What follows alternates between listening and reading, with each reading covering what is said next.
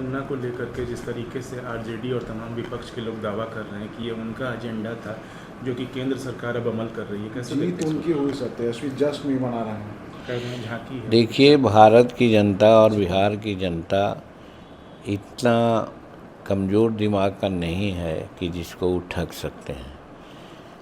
आज जातीय जनगणना के नाम पर लोग श्रेय लेना चाहते हैं, तो 2014 के पहले किसकी सरकार थी?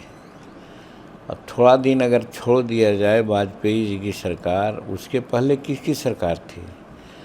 और ये लालू जी इतना कदावर नेता थे जो राष्ट्रपति शासन रिवोक होने के बाद जब राबड़ी देवी को रिज्यूम करना था तो राष्ट्रपति जी का निवास था उस समय मॉस्को में, यानी रूस में, रातों रात वहाँ दस्तखत करवाए थे।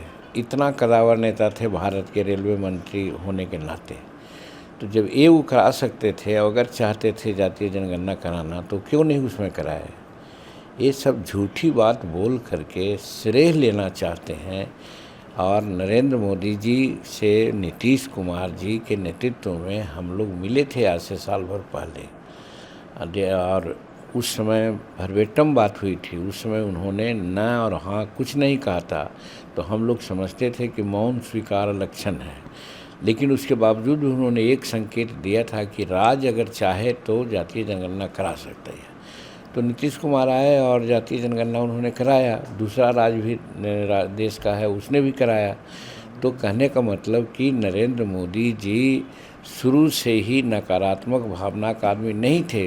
वो चाहते थे कराना, लेकिन समय की तकाजा थी, समय की बात थी, उसमें कई एक उलझनें थी। जब उलझन समाप्त होते देखा गया तो उन्होंने अभी लास्ट कैबिनेट में डिसीजन लिया जो ऐतिहासिक डिसीजन है। और ये श्रेय पूर्णतः नीति ये नरेंद्र मोदी जी को ही जाता है। दूसरा कोई अगर कहते हैं तो थोथी दलील है। आज इंडिया अलायंस की बैठक थी सर पटना में, पर कोई नतीजा सामने नहीं आ रहा। लगातार बैठकें चल रही हैं इंडिया अलायंस की सर। आप यही जोड़िए, हम तो बहुत पहले कहे थे कि एनडी के लोग जो हैं सिर्फ सत्ता के लिए आपस में लड़ रहे हैं, कौन प्रधानमंत्री हो कौन मुख्यमंत्री हो। तो इसके लड़ाई में तो निश्चित है कि अनेक प्रकार का मत है, अनेक प्रकार का मतभेद है। तो इसलिए ये 3 बैठक चाहिए, तीसरी बैठक हुई ना, और भी 3 बैठक होगी तो भी लोग नहीं से लोग कहेंगे कि यहाँ तेजस्वी प्रसाद बिहार के मुख्यमंत्री हों। और तेजस्वी प्रसाद थोप रहे हैं लोगों पर अपना विचार, और पहले ही डिक्लेयर कर रहे हैं कि बिहार के मुख्यमंत्री हम होंगे। तो कहने का मतलब कि अपने गाल बजाने से कोई फ़ायदा नहीं होता है। न तो एनडी के लोग उनको चाहते हैं और न बिहार की जनता उनको स्वीकारेगी, क्योंकि बिहार की जनता उनके पिताजी और माताश्री का राज देख चुकी है, यहाँ के लोग जनता। और उस समय जो जंगल राज था, हम लोग नहीं कहा था, कोर्ट ने कहा था, हाई कोर्ट ने कहा था, उस जंगल राज की पुनरावृत्ति बिहार के लोग नहीं चाहेंगे। इसलिए हम समझते हैं कि अच्छा संकेत है कि कांग्रेस वाले लोग, अन्य लोग जो एनडी में हैं, उनको नेता मानने को तैयार नहीं हैं। पाकिस्तान से सारे इंपोर्ट्स को बंद कर दिया गया है भारत सरकार के ज़रिए से, कैसे देखते हैं इसको? हम समझते हैं कि जो पहलगामा में घटना हुई आतंकियों के द्वारा, वो बर्बर और निरीह लोगों के साथ कायरनामा घटना हुई थी। ऐसी घटना कायर ही लोग करते हैं।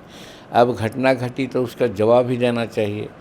नरेंद्र भाई मोदी जी मधुबनी के जो जनसभा थी उसमें संसार को संदेश देने का काम किया था कि उन लोगों ने जो हरकत की है उनको ऐसा जवाब देंगे जिसकी वो कल्पना नहीं कर सकते हैं।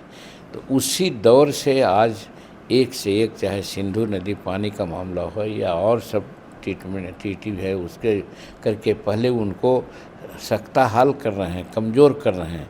और समय आने पर कुछ और बड़ी कार्रवाई भी हो सकती है। कहने का मतलब पाकिस्तान जो उस्काया है आतंकवाद के लिए, और पाकिस्तान के अलावे भी कोई और जो उस्काया होगा, उसको भारत छोड़ेगा नहीं। भारत अब सशक्त है और संसार के लोग भारत के कदमों की सराहना कर रहे हैं।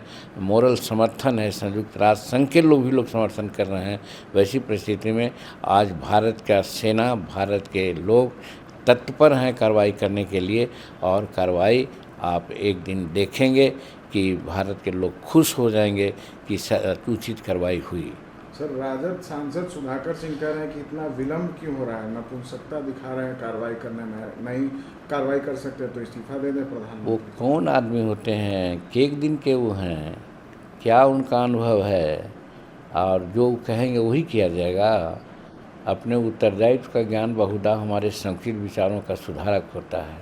जब उत्तरदायित्व जब जिस पर होता है वो समझ के देखता है, पहले डराता है, धमकाता है, नहीं होता है तो लास्ट में काम होता है।